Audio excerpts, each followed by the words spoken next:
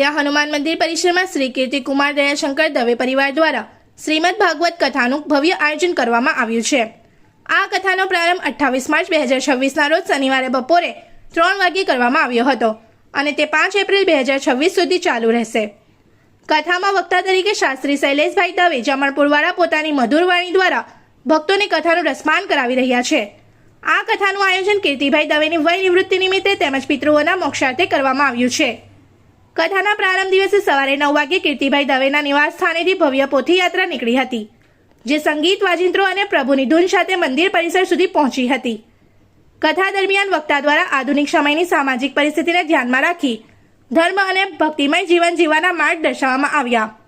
તેમણે બાળકોના ઉછેરમાં સંસ્કાર અને શિક્ષણ બંનેનું મહત્વ સમજાવ્યું અને સમાજની સમસ્યાઓના ઉકેલ માટે ભગવદ્ ગીતા માર્ગદર્શક હોવાનું જણાવ્યું। ધર્મનગરી પાટણમાં ચાલી રહેલી આ કથા દરમિયાન વિવિધ પ્રસંગો આનંદપૂર્વક ઉજવાઈ રહ્યા છે। આજના દિવસે રૂકમિણી વિવાહનો પ્રસંગ પણ ભવ્ય રીતે ઉજવાયો હતો। કાર્યક્રમ દરમિયાન કીર્તિભાઈ દવે દ્વારા પત્રકાર રાજુભાઈ ઠક્કર અને યશપાલભાઈ સ્વામી સહિત મહેમાનો અને સગા સ્નેહીજનોનું સન્માન કરવામાં આવ્યું હતું।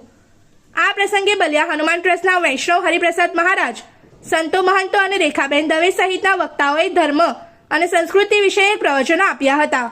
समग्र कार्यक्रम संचालन सुरेशभाई दवे द्वारा करवामा आव्યું હતું। इस वीडियो को लाइक करें, हमारे चैनल को सब्सक्राइब कर बेल आइकन जरूर प्रेस करें हमारी न्यू वीडियो सबसे पहले देखने के लिए।